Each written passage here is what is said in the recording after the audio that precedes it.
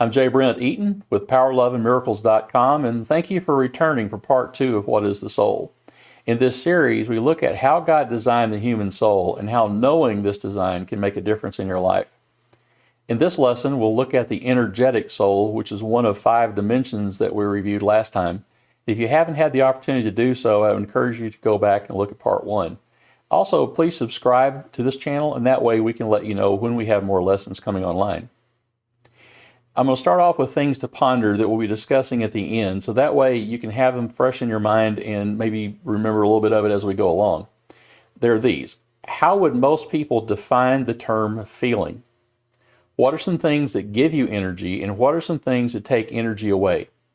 And have you noticed any activities that you do on autopilot?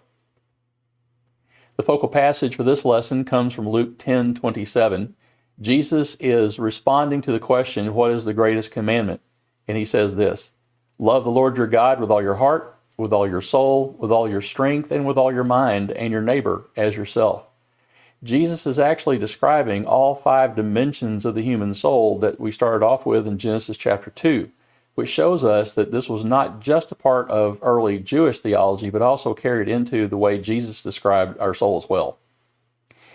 To recap the 5 dimensions that we talked about last time, I said that this diagram is a visual representation of how the 5 different dimensions of the soul interrelate. You have, starting with the bottom in the red ring, you have the energetic, which is the physical transmission of energy. The orange ring, which is responsive, it's your emotional soul that responds and reacts to stimuli. The integrative, the yellow ring, it communicates intrapersonally and interpersonally, and also keeps all 5 dimensions of the soul in synchronization. If you'll notice, the yellow ring touches the other 4 and keeps them in harmony. The green ring is the psychogenic soul, and this is what we traditionally think of as the activity of the mind. And then the yellow is our supernal spiritual self. And this level of the soul is actually not part of your body. In fact, it's not part of the material world at all. It's beyond ourself and beyond time and space, and is in total communion with God. We'll be looking specifically at the energetic soul and what that is and how it operates. In the Hebrew mindset, they had a word for this level of the soul that was the word nephesh. And anytime I have a Hebrew or Greek word that's in a bracket, I have transliterated the Hebrew word according to how it sounds. And then the number after that, H5315, is actually a Strong's Concordance number if you would like to do more research and find out when and how this word is used throughout the Old Testament. But the word nephesh means a being that has breath. So breathing and breath and air and wind are all part of the concept of what soul and spirit are. We'll be going into more detail. This level of the soul is almost entirely non-conscious. It's centered primarily in the body. It conveys energy to all parts of the soul. It's the transmission of energy to everything else, including your body and to other people. Sensation is its primary language. Your body receives sensory information throughout the day and processes that information and sends that on to what would be the appropriate level of the soul at some point. It is very slow to change. As you learn a new skill, it takes time to learn the rudimentary parts of the skill, then get better at it and become a master at it. It takes a lot of time and effort to do. So this level of the soul is extremely slow to change. And this is one aspect of the mind. This is opposed to a brain-only consciousness concept. For the last 100 years or so, psychologists and psychiatrists have believed that your brain is your mind is your brain, and that your body is actually just a vehicle for your brain that does all the work. And what we're finding is that's not exactly true. This is also one aspect of a feeling. When we think of a feeling, it can have a definition in physical, but also a definition in emotional terms. In the Bible, the energetic soul is talked about quite a bit, and I've taken 2 instances to show you where that shows up. From Genesis 2:7, when the verse says man became a living soul, that word soul is the word nephesh. It's a being that has breath. And in the Jewish mindset, all plants and animals had a rudimentary nephesh, an essential basic soul. They lack the higher dimensions of the soul that we'll be explaining as we go. And also, this describes the spark of life that humans cannot create on our own. We can we can't create life from scratch. We can breed animals. We can continue life that's already there, but we can't animate something that's inanimate. And just by the way, in Genesis chapters 1 and 2, this word is translated as the word creature. So anytime you see the word creature, it's likely this is the word nephesh. Another verse I've chosen comes from Ecclesiastes 9:10. Whatever your hand finds to do, do it with your might. Now this word finds in Hebrew means to come upon by chance. You're not searching necessarily, you're not trying to find something you're good at, but as you go through life, you find something almost by accident that you're really good at and you capitalize on that. So this is a way of saying that your body is designed to do certain things better than others. So when you find those, work on them. And your physical body has its own way of thinking and responding. And when you find something that you're good at, you have a feeling, a physical sensation, an emotional response that tells you this is good for you. This is something we like to do and do more of it. But also too, your body is so intricately made that when you are in danger, when you put your hand on a hot stove, your hand will jerk away from that stove even before you realize what's happening, because God has designed us in such an intricate manner that our nervous system can tell the hand to move even before that message reaches the brain. So it's an interesting way of seeing how God has created us in a very intricate manner. Use a prime example of what I mean by the intricacy of the human soul, from a physical level especially. In Psalm 139:14, it says, we are fearfully and wonderfully made. There is just a lot of things about our bodies that we're even now just starting to realize. An example I want to give you is cell receptors.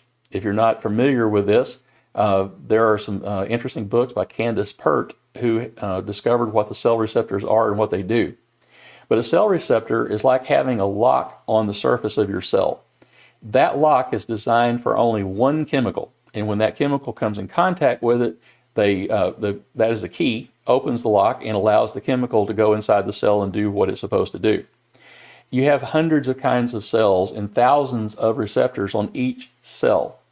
It's such a sophisticated system that even cells that you wouldn't imagine are involved in the pain process actually have a receptor for morphine. Why that is, I'll leave that to the people who are experts to tell us, but it's interesting how many cells have so many different receptors and how those receptors do so many different things that God intended for that to happen. It's not there by accident. This picture is a drawing of what the cell membrane looks like. In times past, biologists believed that the membrane of the cell was there to be a sac to contain everything else inside it, to keep it from leaking away. And they believed that the nucleus of the cell was the brain of the cell that controlled everything that happened. And what they're finding now is that's actually not true. That it's the surface membrane of the cell that is the brain of the cell. And it works a whole lot like a microprocessor with having those the receptor sites that allow only certain messages, chemicals, to get in and send that message to the rest of the cell to do what it's supposed to do. So God has made us in such an intricate manner that we don't even understand how deep that gets. One example I want to give you of how this cell receptor process can operate in your life is you probably know people that are addicted to drama. If they don't have enough, they'll make it. Well, what's happened is the cells have become so accustomed to the flood of hormones and chemicals that are produced in the stress of drama that it says, oh, we want more of this, so we make more cell receptors to go on the surface. And then if it doesn't get enough of that chemical, it goes into withdrawal and you create drama to fulfill that need. It's amazing how that operates. Something else I want to throw in here is this looks like a motor that an engineer spent a lot of time putting together. But this is actually part of a bacterium. This is the propulsion system in the bacterium. Each part of this motor is incredibly dependent on the others. In fact, if any of these parts are missing, this will not operate. It wouldn't come together this way.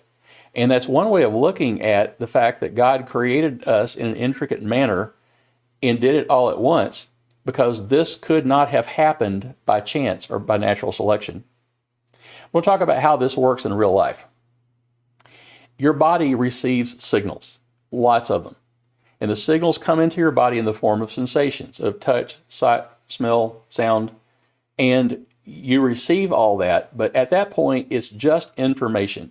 There is no judgment. There is no meaning in this language. It's just information. And a way of explaining this is people can identify and relate to pain, interpret pain differently. If you wake up with a really bad headache, that's not a good thing. That's bad kind of pain. If you wake up in the morning and you hurt all over, that's generally not a good kind of pain. But if you're a runner and you're trying to increase your endurance and distance, and you had a particularly long run the day before, you may wake up with some body aches. But that is part of the process, and that's something that you understand. So you interpret pain differently. Your nervous system within your body sorts out what is significant enough to be noticed. And there are lots of things that bombard our bodies all the time that we don't notice.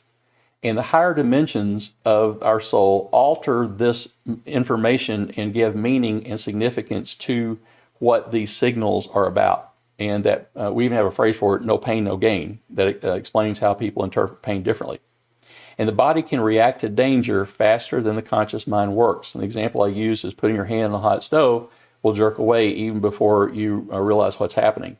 And there are times when you're out at the park or something and the ball comes whizzing towards you, you will duck before the ball even gets there, even knowing that the ball is coming at you, because your nervous system is alert to those sorts of things. And learning a new physical skill takes a lot of practice, and we get into a habit of doing that skill in a particular manner.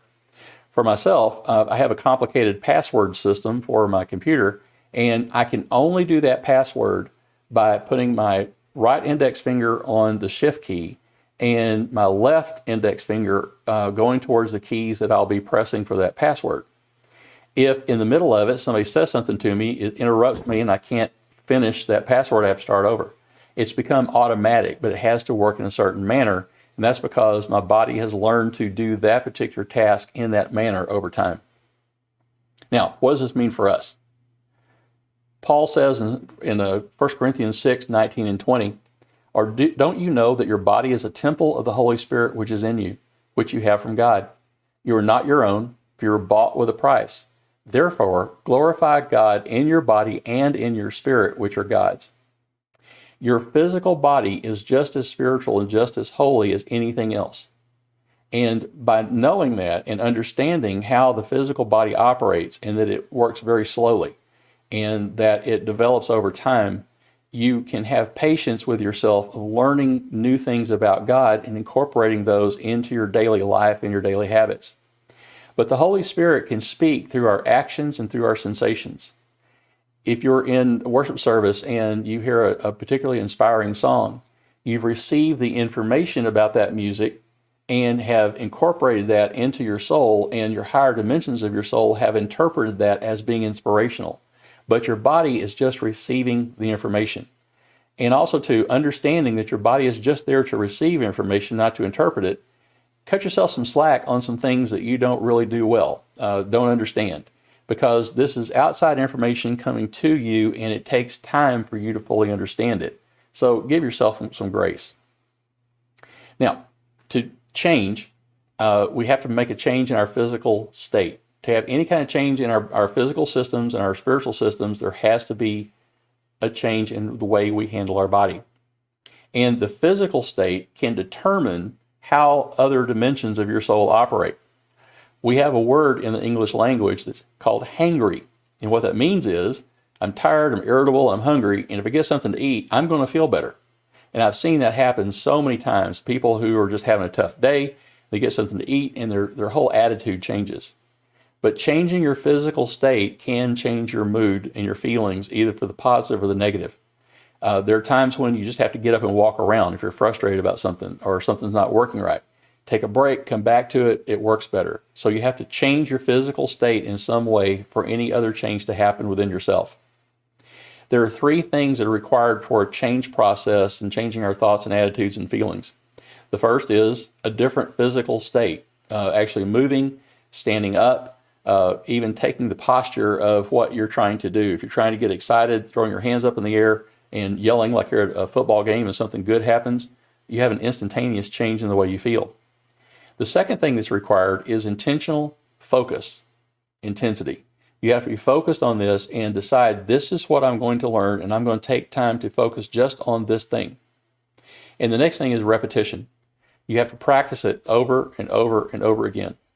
If you want to make a change in, say, for instance, how you read the Bible in the morning, your quiet time, your devotional, you'll have to do that over and over again using the same physical state and being intentional about it and practicing it. Those are the ways we make any kind of change in our lives, is those three requirements.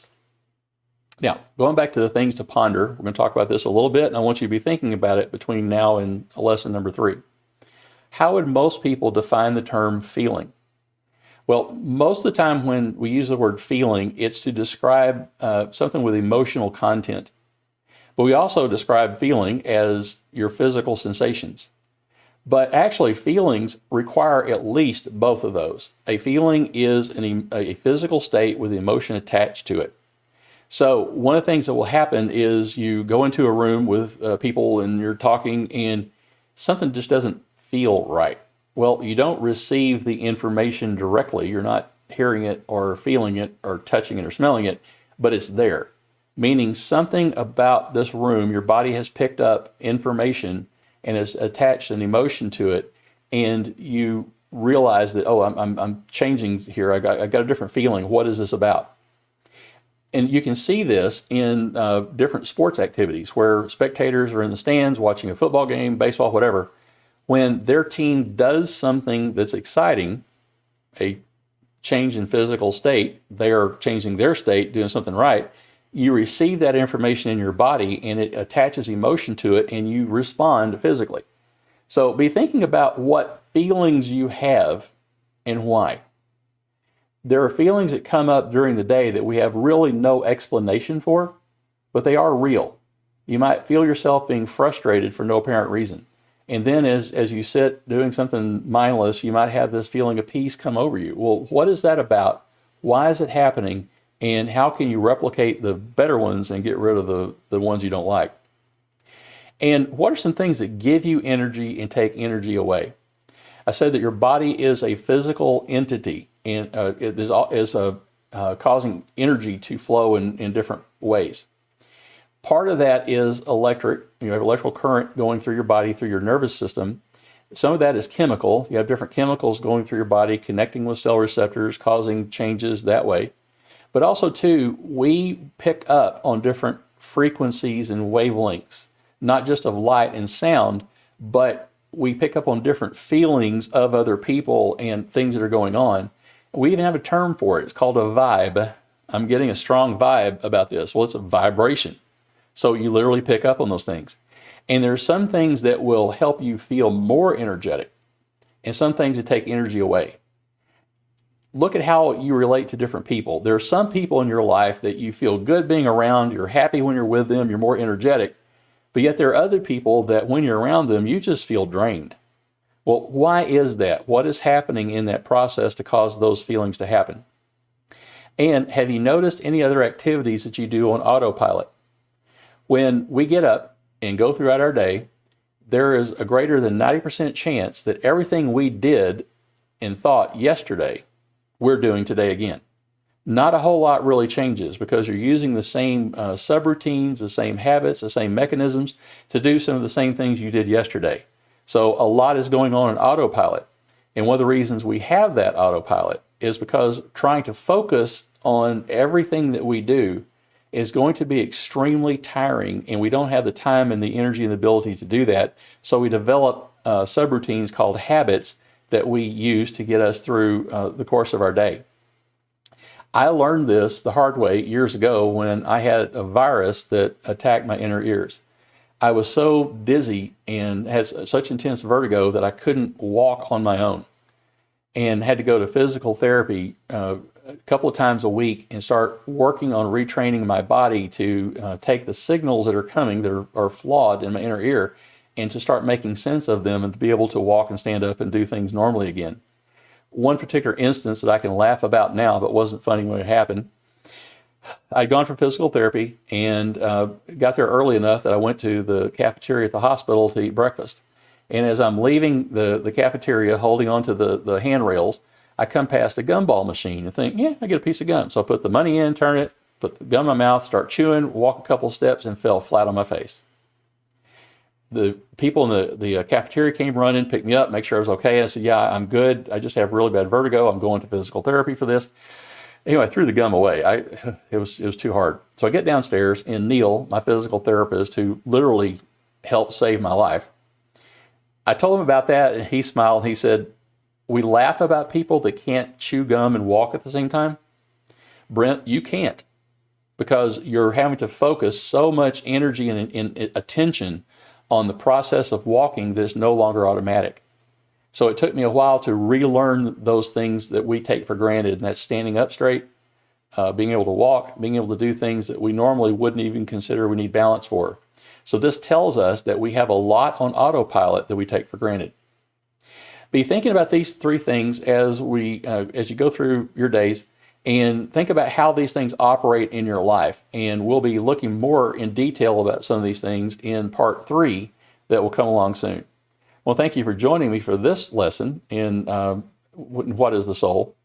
I'd like you to also to go to powerloveandmiracles.com, explore the site a little bit, and find out what we have to offer. But also, more importantly, I'd like for you to subscribe to this channel, because that way we can let you know when we have new classes coming online. Until we see you again, thank you for joining me, and have a great day.